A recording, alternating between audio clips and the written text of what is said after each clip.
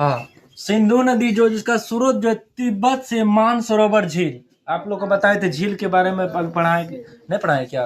नहीं पढ़ाए ना? चलिए, तिब्बत में एक जगह है जिसका जहाँ पर जो है मानसरोवर झील नाम का एक जगह है के पास से होकर निकलता है, जो कि सिंध का बाब कहलाता है। क्या कहता है? सिंध का बाब ग्लेशियर कहलाता है। क्या कहलाता है? ग्लेशियर कहलाता है। अब देख लीजिए, भारत में जब प्रवेश करिएगा वो लद्दाख के पास जो है, लद्दाख के पास देमचौक में प्रवेश हो जाता है। क्या हो जाता है? देमचौक में क्या हो जाता है? प्रवेश। लद्दाख हम पढ़ा दिए, केंद्र शासित प्रदेश है, कहाँ भी है वो अभी आपको बता दिए थे मानचित्र में। अब ध्यान दीजिएगा, है तो टोटल इस नदी का लंबाई जो 3180 किलोमीटर टोटल इस नदी का, सिंधु नदी का, समझ में आ गया ना। लेकिन भारत में कितना है? तो है 1114 किलोमीटर। कितना है? 1114 किलोमीटर है, यानी 3 भाग में 1 भाग जो है भारत में है। ठीक है ना, 1 भाग से ज्यादा। देखिए, सहायक नदी किसे कहते हैं? सबसे पहली बात तो समझिए, मान लीजिए कि बड़ा नदी है। क्या ये? बड़ा नदी है।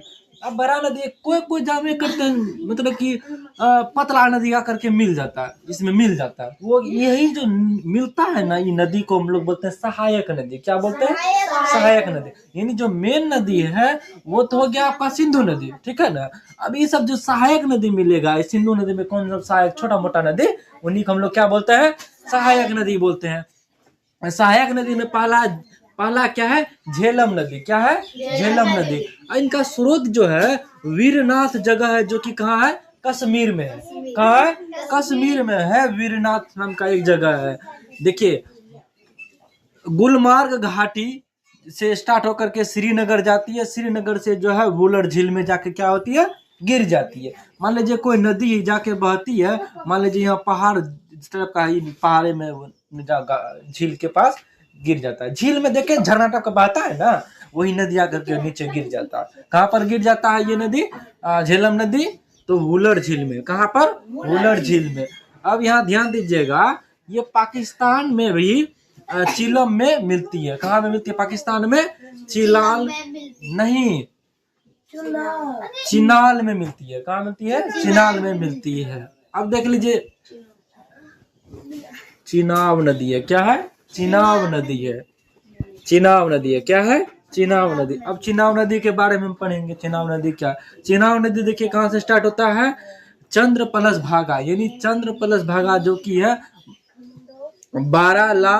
बारालाचा दरे में मिलती है। ये एक जगह है, वो कहाँ का? यहाँ आके मिलती है, जो कि स्रोत यहाँ जान गए जम्मू कश्मीर से होकर ये, जम्मू से होकर ये गुजरती है। कहाँ से? जम्मू से होकर गुजरती है ये चिनाब नदी। चिनाब नदी के बारे में आप समझ गए। अब आइए यहाँ पर ब्यास नदी के बारे में। क्या कौन नदी? ब्यास नदी। चलिए ध्यान दीजिए, ब्यास नदी जो है इसका स्रोत जो है रोहतांग में है। रोहतांग दारा में है। कहाँ है?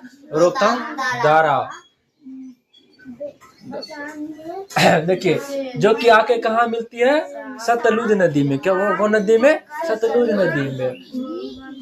अब ये देखिए रावी नदी के बारे में। रावी नदी के बारे में हम पहले भी बताएं आप लोग को।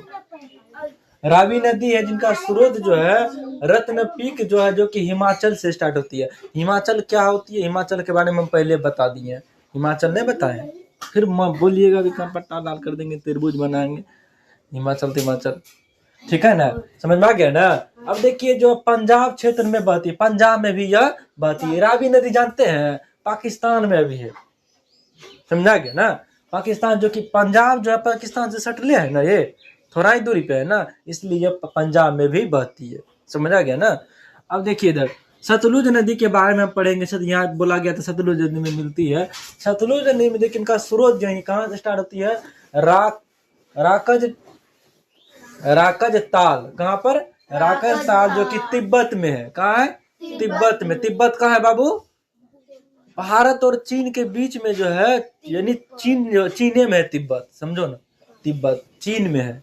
ठीक है, जो कि मानसरोवर झील के पास है। मानसरोवर झील के पास है। देख लीजिए, अब देख लीजिए, हिमाचल से पंजाब जो है, हिमाचल से ये सभी जो 5 नदी के बारे में आप लोग को बताया है, 5 नदी जो बताए आप लोग को, सिंधु नदी, उसके बाद दूसरा का क्या बताया आप लोग को? नहीं, पहला ये तो मेन नदी है ना सिंधु नदी। पहला जो झेलम नदी बताए, दूसरा जो चिनाब नदी बताया, तीसरा जो ब्यास नदी बताए, रावी नदी बताया।